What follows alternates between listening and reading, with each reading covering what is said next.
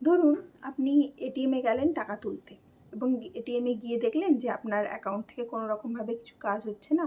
আপনি balance check করছেন, ব্যালেন্সও check করতে পারছেন না, কিন্তু আপনি জানেন যে আপনার অ্যাকাউন্টে সাফিসিয়েন্ট টাকা আছে, কিন্তু আপনি কোনোভাবেই এটিএম থেকে সেটা তুলতে পারছেন না। তাহলে আপনি রীতিমতো ঘাবড়ে যাবেন যে কী হয়েছে, যে আমি টাকা কেন তুলতে পারছি না।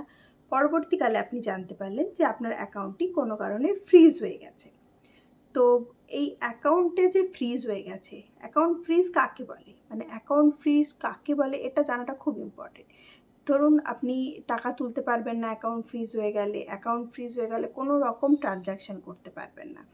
শুধু আপনাকে কি করতে হবে, তার জন্য আপনাকে আগে জানতে হবে যে কেন আপনার অ্যাকাউন্টটা ফ্রিজ হয়ে গেছে। এই ফ্রিজ হওয়ার পেছনে কিছু কিছু রিজন আছে। প্রথমে কি হতে পারে, ধরুন আপনার কেওয়াইসি আপডেট নেই। কেওয়াইসি আপডেট না থাকলে অ্যাকর্ডিং টু আরবিআই রুলস আপনার কিন্তু অ্যাকাউন্টটা কিছু টাইম পরে ফ্রিজ হয়ে যাবে। আচ্ছা, সেকেন্ড আরেকটা হতে পারে যে ধরুন আপনার অ্যাকাউন্ট রিলেটেড কোনো রকম পুলিশ কেস চলছে। পুলিশ কেস কীভাবে চলতে পারে অ্যাকাউন্ট রিলেটেড?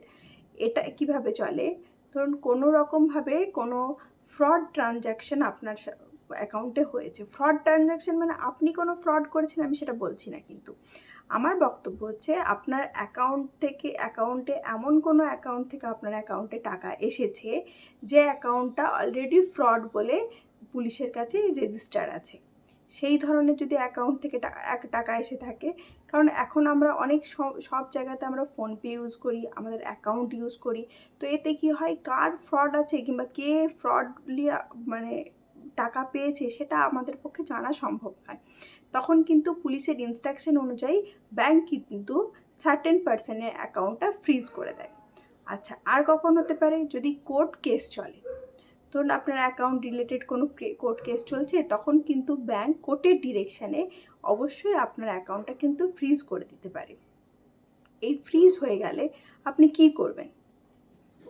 আপনাকে তো টাকাটা তুলতে হবে কিংবা আপনাকে তো অ্যাকাউন্টটা ইউজ করতে হবে, সেটার জন্য একটা প্রসেস আছে।